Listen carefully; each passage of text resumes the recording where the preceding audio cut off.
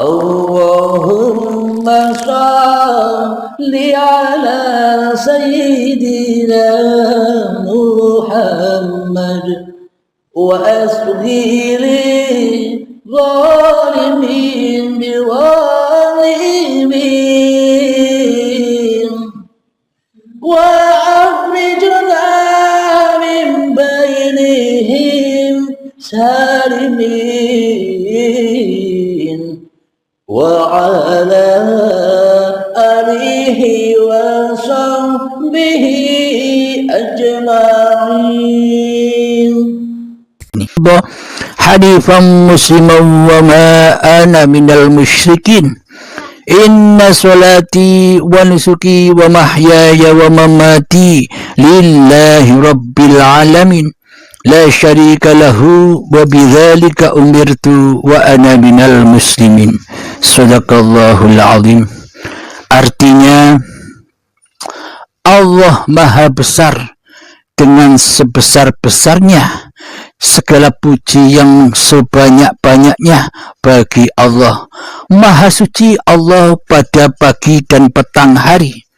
Aku menghadapkan wajahku kepada Tuhan yang telah menciptakan langit dan bumi dengan segenap kepatuhan dan kepasrahan diri.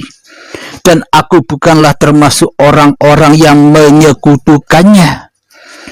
Sesungguhnya solatku, ibadahku, hidup dan matiku hanyalah kepunyaan Allah, Tuhan semesta alam, yang tiada satupun sekutu baginya. Dengan semua itulah aku diperintahkan dan aku adalah termasuk orang-orang yang berserah diri. Alhamdulillahirabbil alamin. Di dalam doa iftitah inilah di awal kita sendekapkan diri ketika seusai bertakbiratul ihram. Setelah Allah Maha Besar, maka matikanlah diri manusiamu, maka adamkanlah kewujudan, kehidupan, kekuasaan diri manusiamu di hatimu dengan tanda Allahu Akbar. Setelah Allah Maha Besar, maka adamkanlah dirimu, matikanlah dirimu. Biarlah Allah yang mensolatkanmu, biarlah Allah yang mengibadahkanmu. Jangan kau ikut-ikut solat di dalamnya, jangan kau ikut-ikut ibadah di dalamnya, karena solat dan ibadah serta hidup ini hanyalah milik Allah, bukanlah milik diri kita. Jadi ketika Allahu Akbar, itulah tanda kemahabesaran Allah atas diri manusia kita. Jadi manusianya sudah diam saja, tanpa huruf, tanpa suara, diam saja mengikuti apa yang diperankan Tuhannya kepada hamba-hambanya. Alhamdulillahirabbil alamin. Mari kita kupas makna dari doa iftitah. Dikupas secara babakan hakikatnya, babakan batiniahnya, babakan yang sesungguhnya. Bismillahirrahmanirrahim. Kabira walhamdulillahi katsira. Allah Maha Besar dengan sebesar-besarnya. Jika Allah Maha Besar, maka tiadakanlah diri manusiamu di hatimu. Kabira walhamdulillahi katsira wa subhanallah hibukrata wa asila. Segala puji yang sebanyak-banyaknya bagi Allah, Maha Suci Allah pada pagi dan petang hari. Aku mengharapkan wajahku kepada Tuhan yang telah menciptakan langit dan bumi. Inni wajjahtu wajhiya. Sesungguhnya wajahku, hakikatnya wajahnya. Sesungguhnya kehidupanku, hakikatnya kehidupannya. Sesungguhnya kewujudanku, sesungguhnya kewujudannya. Sesungguhnya kekuasaanku adalah kekuasaannya. Itu maksudnya. Jadi pada intinya manusianya kembali kepada keadamannya. Jadi yang ada hanyalah Allah yang mencipta alam semesta ini, yang mencipta seluruh manusia. Jadi maha besarkan Allah, maha pujilah Allah, maha sucikan Allah. Seperti selama ini kita memaha besarkan, memaha pujikan, dan memaha sucikan diri kita sendiri di hati kita. Dan Allah selama ini goib bagi kita. Tanda-tanda kita sudah bertuhan, tanda-tanda kita sudah beriman, tanda-tanda kita sudah bertakwa kepada Allah Subhanahu wa Ta'ala, maka leburkanlah wajah manusiamu di hatimu. Hancurkanlah wajah manusiamu di hatimu. Adamkanlah wajah manusiamu di hatimu. Kembalikan, pasrahkanlah kepada pencipta dirimu, kepada wajhullah, kepada hayatullah. Itu maksudnya. Dengan segenap kepatuhan dan kepasrahan diri, dan aku bukanlah termasuk orang-orang yang menyekutukannya. Nah, inilah yang dimaksud pasrah kepada Allah itu. Maksudnya pasrah sudah tidak menjadi penguasa lagi, sudah tidak menjadi Tuhan lagi di hatinya. Karena yang ada, karena yang nyata, karena yang wujud, karena yang ada hanyalah wajhullah. Yang dimaksud wajhullah itu bukan wajah-wajah seperti dohir. Wajhullah itu laisa kamislihi syai'un. Wajhullah itu tidak seperti apa-apa dan tidak seperti siapa-siapa. Akan tetapi dengan wajhullah itulah maka Allah mencipta, melahirkan dan menciptakan apa-apa dan siapa-siapa. Jadi adanya apa-apa dan adanya siapa-siapa itu karena adanya yang laisa kamislihi syai'un, karena adanya wajhullah, yakni uripe Allah. Mari kita lanjutkan. Sesungguhnya salatku, ibadahku, hidup dan matiku hanyalah kepunyaan Allah. Inilah putuslah kemanusiaan. Jadi hakikat solat itu adalah akibis solat li zikri. Dirikan, tegakkan solat itu demi mengingat aku. Jadi bagaimana mungkin kita bisa ingat kepada Allah? Jadi mana mungkin kita bisa ingat kepada wujudullah? Jadi bagaimana mungkin kita bisa ingat kepada kehidupan Allah?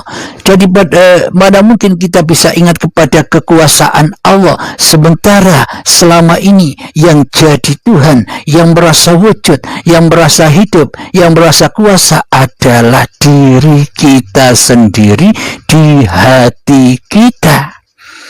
Jadi selamanya kita tak pernah bisa mengabdi dan beribadah kepada Allah selama diri kita yang menduduki sifat-sifat Tuhannya di hati kita. Kita lanjutkan. Tuhan semesta alam yang tiada satupun sekutu baginya. Dengan semua itulah aku diperintahkan dan aku adalah termasuk orang-orang yang berserah diri. Jadi bila di hati kita tiada sekutu-sekutu selain Allah, maka itulah yang dimaksud orang yang Islam, orang yang berserah diri, orang yang hatinya sudah selamat sampai kepada Allah, yakni hanyalah orang-orang yang sudah tidak mensekutukan Allah lagi dengan diri manusianya di hatinya. Jadi itulah tujuan solat. Jadi itulah kondisi hati Kanjeng Nabi Muhammad di saat menjalankan solat-solat dan ibadah-ibadah. Yakni di dalam hatinya tidaklah mungkin mensekutukan Allah dengan diri Muhammadnya. Akan akan tetapi di hatinya selalu mentauhidkan Allah, selalu menghudurkan Allah di dalam segenap gerak dan aktivitasnya badan-badan ini. Inilah yang dimaksud lillahi ta'ala, berpulangnya syariat-syariat manusianya kepada syariatullah. Jadi syariat yang dilakukan di dunia ini adalah buah tanaman dan hasilnya akan dinikmati di akhiratnya. Maksudnya syariat yang dilakukan manusianya sudah tidak menjadi syariat manusianya lagi, karena tanpa hidup, tanpa Allah, maka manusia takkan tercipta apalagi bisa bersyariat. Jadi inilah kondisi keadaan hati Kanjeng Nabi Muhammad sallallahu alaihi wasallam ketika saat sholat, ketika saat ibadah, dan di dalam hatinya berkumandang hanya Allah lah pelaku di dalamnya. Seperti ayat yang sudah disebut di episode yang lain, bahwa Muhammad bukan kamu yang memanah, akulah yang memanah, bukan kamu yang melempar, akulah yang melempar.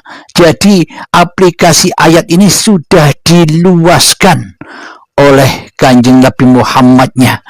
Bila manusia sudah tidak bisa apa-apa lagi, berarti yang bisa apa-apa dan yang bisa bersiapa-siapa dialah hayatullah. Jadi makhluk tetaplah makhluk. Makhluk tidak akan bisa menyebut dirinya sebagai makhluk. Manusia tidak akan bisa menyebut dirinya sebagai manusia tanpa Allah. Jadi yang menyebutkan bahwa diri kita adalah manusia, ya Allah sendiri, ya hidup itu sendiri. Maka saksikanlah hidup, maka berpulanglah kepada hidup daripada berpulang kepada badan.